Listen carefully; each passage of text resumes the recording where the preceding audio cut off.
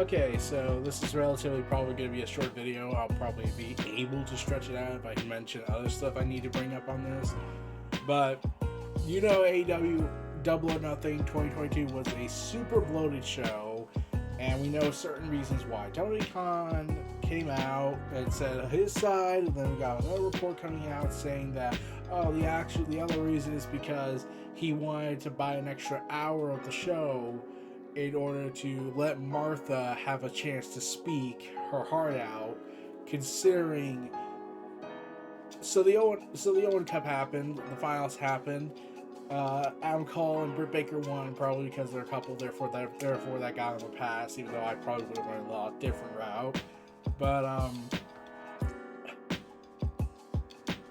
I at least I thought it was cool that the idea that they gave an extra hour and they decided to add some extra matches was because they want Martha Hart for probably the only time she's going to do this in terms of doing something like this on a scale of getting an extra hour out of this, because they want Martha Hart to go out, say everything on her mind, say everything she wanted to say, considering this is a pretty big moment in wrestling for a lot of people to see the wife of Owen Hart on the week he died. I like to stress that out. The Monday of that week where Double or Nothing aired was the week Owen Hart tragically died in that horrible accident of human negligence in ways I can never imagine, because they want to cut costs. I didn't think this was a good idea. I didn't think, hey, maybe we shouldn't do this if we're not going to put in the effort. But okay. To see Martha stare out at that ring, look at all the fans, talk about how great Owen was, how this tournament meant so much to her, how it meant to the Owen Hart Foundation, and how much it feels like she's starting to finally let go, so to speak, on her absolute hatred for all wrestling. Whereas you understand, like, this is the part I'm gonna say. When I was a young lad and I was pro WWE for a time, I thought Martha Hart was just when I heard Owen die, I got Martha Hart being mad, the grieving process and a lot of things, but I kept thinking like it was just a horrible accident that no one saw coming.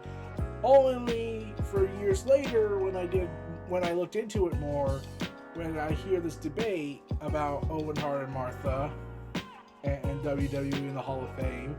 So I decided to look into it, and then I found out what happened, and then Dark Side of the Ring further confirmed it, and Martha Hart even showed up on there, that yes, WWE was very negligent and very cheap that week, for reasons I'll never understand, and Vince didn't even go out and test it, even though he's tested it before, and he's tested stuff after, which is 100 different things. If they told Vince wanted to test it, they probably would have changed their mind.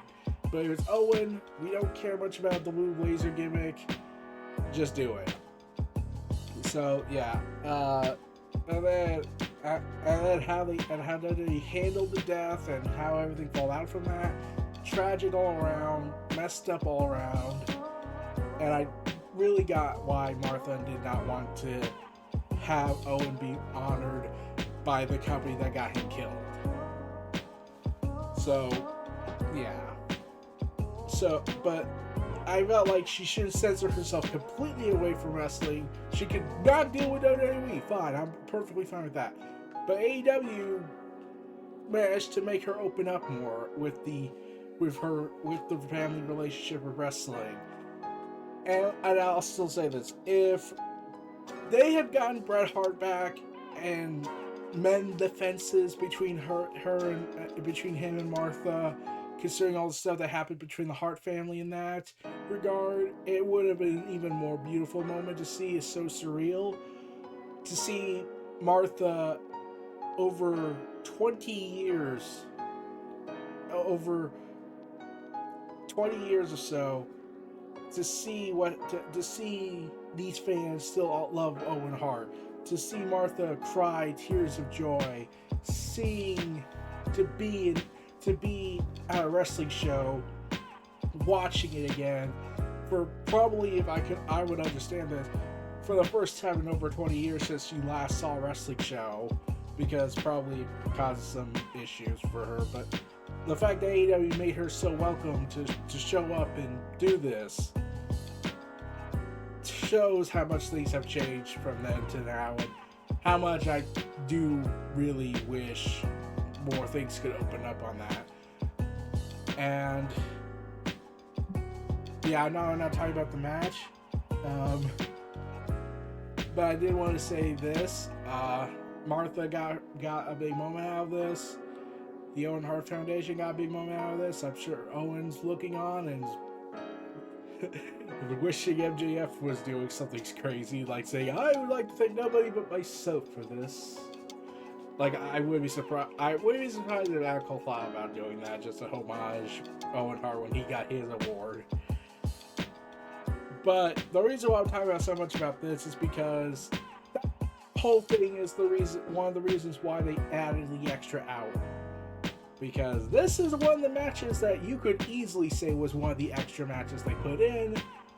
And in regards to this match, I'm going to say two things. One, this could, unless you had a gimmick involved or a title match, this could have easily been a Dynamite main event, which would have been awesome. It probably would have been the best main event to close out the show, considering all the or even Rampage. You could have this be one of the best matches going on for Rampage, and that's saying something considering this in the same matches. And Darby Allin and Kyle O'Reilly have basically a very bare bones basic story. Darby Allin wants revenge against Kyle O'Reilly and the Undisputed Elite. That's what they're being called now. So just to keep digging that WWE NXT grave.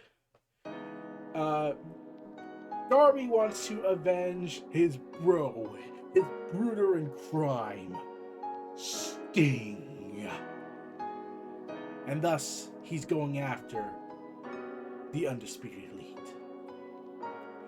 And there's also another problem with this. If you've noticed the entire storyline so far going on since Adam Cole joined AEW and the rest of the Undisputed Era joined up with AEW, aside from Roderick Strong, he's trying to get out, last I heard, is that they're kind of stagnated currently. And there's actually a reason for why the story has just paused. Like, it's still happening, but it's paused. And it's actually kind of like, I get the reason why, but it's like they probably should have thought of something when this was going to happen. They had several months to prepare for this, at best. At worst, they had probably a week. But there's a guy missing from this. They need Kenny Omega to move the story along. Like, clearly, if Omega wasn't injured, the story would have been progressing way ahead of time. Like, this probably would have been the Adam Cole Kenny Omega matchup we got at Double or Nothing. But, like, Kenny's still recovering because the guy was a psychopath and was like, no, I can keep going, I can go, oh god, I lost all my limbs! And was still obsessed with trying to wrestle, even when everyone was telling him, go home! And even reports coming out that he's even gone so far as to say that he'll probably never be 100%. And then I just wrote, because I am just trying to point out the obvious fact. Let me get the tweet. Let's see. I wrote this. You think mentally burning yourself out with a video game that you're having issues with Ukes over since they're trying to co-opt the game from you, like Fox did with David Fincher on Aliens 3, still working as an EVP, producing matches, trying to make the women's division bigger despite the barriers going on, and worrying about your golden lover tag team partner of a potential Yakuza involvement did it?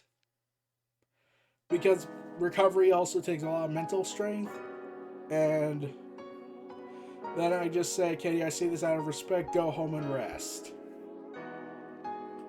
So, Yeah, that's what the biggest reason why the Undisputed Elite have had this storyline go on for much longer than it should have been.